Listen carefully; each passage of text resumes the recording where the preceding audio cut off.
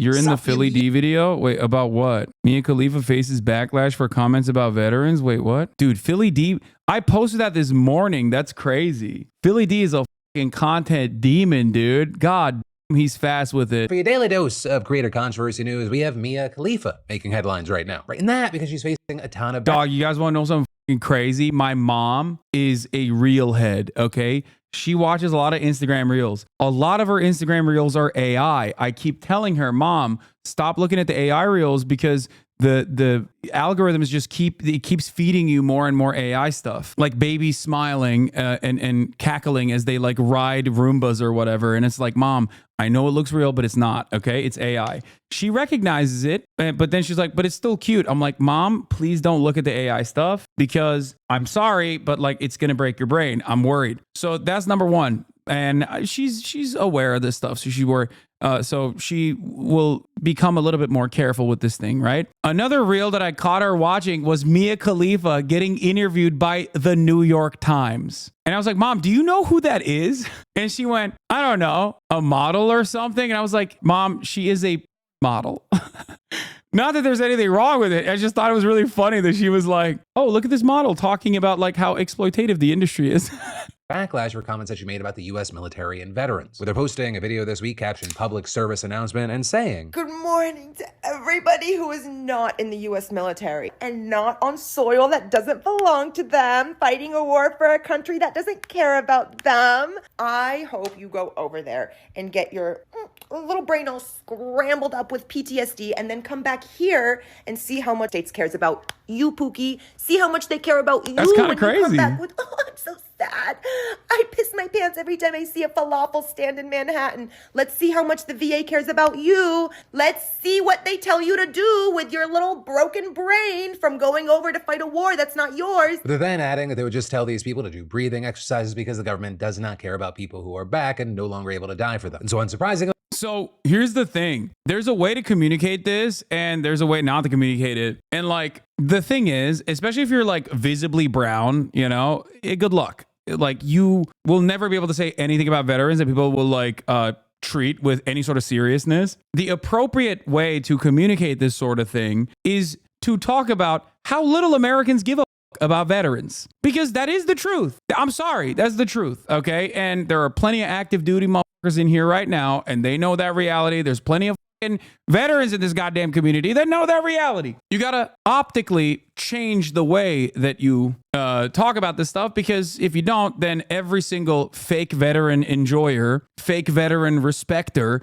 is gonna be all up in your DMs. The thing is, they're sending your ass out there not to defend American free speech or whatever they're sending you out there because someone's making money. And virtually every single active duty and veteran kind of gets that. So at that point, I think the best possible thing to do is to say no one should have to sign their fucking life away to the Defense Department so that some Raytheon executive can turn a tidy profit so that the shareholders can get, marginally better returns on their investment every goddamn quarter. And then you come back here and all the promises that the American government told you turn out to be a lie. You're a human being. I'm a human being. I'm going to treat you like a goddamn adult. Okay. You made a decision due to your financial circumstances or because your entire family is veterans and you had no other opportunity. You were like, this is the only thing I know. Okay. That's most of the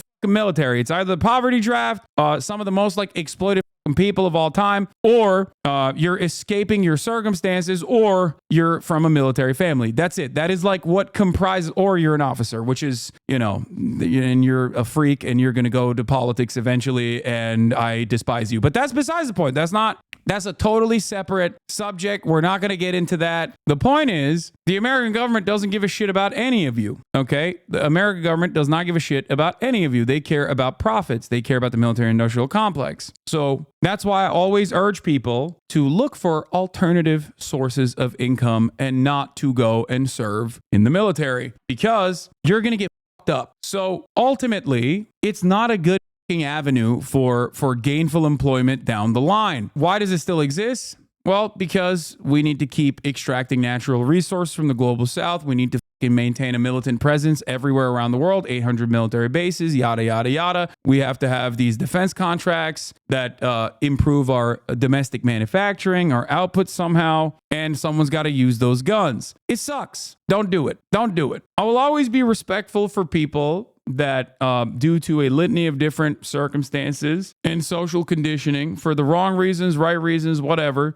joined sold their soul to the American government and did most likely some heinous shit, or at least participated in heinous shit happening globally, okay? And then were conflicted by their service, and now very clearly and very deliberately say, don't do it. It's not a great idea. I'll always have endless respect for you, but if you're a hog, I'm going to treat you like a hog regardless, okay? But yeah, you got to be careful with the way that you communicate these sorts of things, because if you don't say it in a careful manner, people love acting like they give a single solitary shit about the military and the veterans. It's their favorite thing. Their favorite thing is to be like, how dare you? That's it. A lot of different people had a lot of different thoughts. People writing things like wishing PTSD on people is never okay. Making fun of people with PTSD is never okay. Others saying Mia Khalifa's family fled the Middle East because of an ongoing war when she was a child, and she grew up in Maryland with the safety and stability afforded to all Americans by the U.S. military. Yeah, that's right. It has nothing to do with our geopolitical positioning and everything to do with like our military. So Mia Khalifa said this. Chris Cappy responded, "Thank you, Mia, for using a platform to bring awareness of the broken mental health system for American veterans. I say she ain't wrong. America does not give a shit about its veterans unless they want to talk about immigrants when they love remembering that there are homeless vets." All Americans by the U.S. military, and adding this is what she thinks of the U.S. military members. Though that is a criticism that she's pushed back against, saying, "I didn't move to America to invade it. I moved to evade the U.S.-made bombs Israel kept dropping on our heads." Tons of other people also noting that her comments are very, very similar to what Frogan recently said that got her into controversy, which is also why you had some looking at Mia's video and wondering if Twitch will ban her as well. Though this also is on the other side, you have people thinking that even though she is getting a ton of criticism, there was truth to what she was saying, arguing, nah, she is right about the U.S. barely giving a fuck about veterans. Every homeless person I see was in the military. It's for real sad. Political commentators like Hasan Piker even writing, she ain't wrong. America does not give a shit about its veterans unless they want to talk about immigrants and they love remembering there are homeless vets. And whether people agree with or disagree with Mia's comments or her delivery of them, this conversation does highlight that veterans do face a ton of unique struggles when coming back home. I mean, according to the American Psychological Association, yeah, I think it's like all you get for your service, where you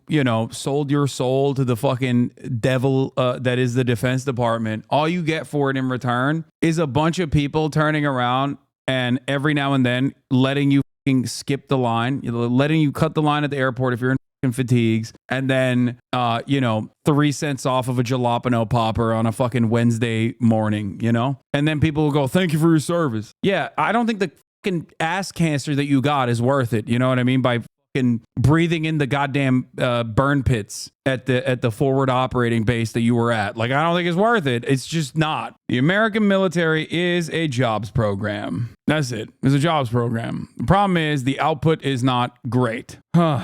Association, vets have a higher risk than the general population. In 2021, over 6,000 veterans died by, and that's over 17 per day. I mean, since 2010, 71,000 vets have died. You can get free college football tickets too sometimes. Tell me that ain't worth it. Yeah. And earlier this year, we also learned that there was an increase of veteran homelessness, with a study from the Department of Housing and Urban Development finding that on a single night in January of 2023, over 35,000 veterans experienced homelessness. That's an over 7% jump from 2022. Though, I will say, while that year-to-year jump is troubling, homelessness in this population is decreasing overall, going down over 50% since 2010. And this recent spike is likely tied to late-stage COVID-19 effects as the pandemic impacted homelessness in general, not just among vets. But also, as far as why this is such a major veterans issue, you had the National Alliance to End Homelessness explaining. Research indicates that those who served in the late Vietnam and post-Vietnam eras are at the greatest risk of becoming homeless, but that veterans from more recent wars and conflicts are also affected. Veterans returning from deployments in Afghanistan and Iraq often face invisible wounds of war, including traumatic brain injury and post-traumatic stress disorder, both of which correlate with homelessness. So it really is all tied together, right? Veterans experiencing mental health problems is not in a separate vacuum from homelessness. But I guess in general, I'd love to know your thoughts on any and all of this, right? Whether it be with Mia Khalifa and her specific comments and that specific backlash, or on the larger discussions about the problems that veterans face here in the US. Yeah. I mean, it's just like, I think it's like the only thing that Americans do for veterans is like whenever someone says like,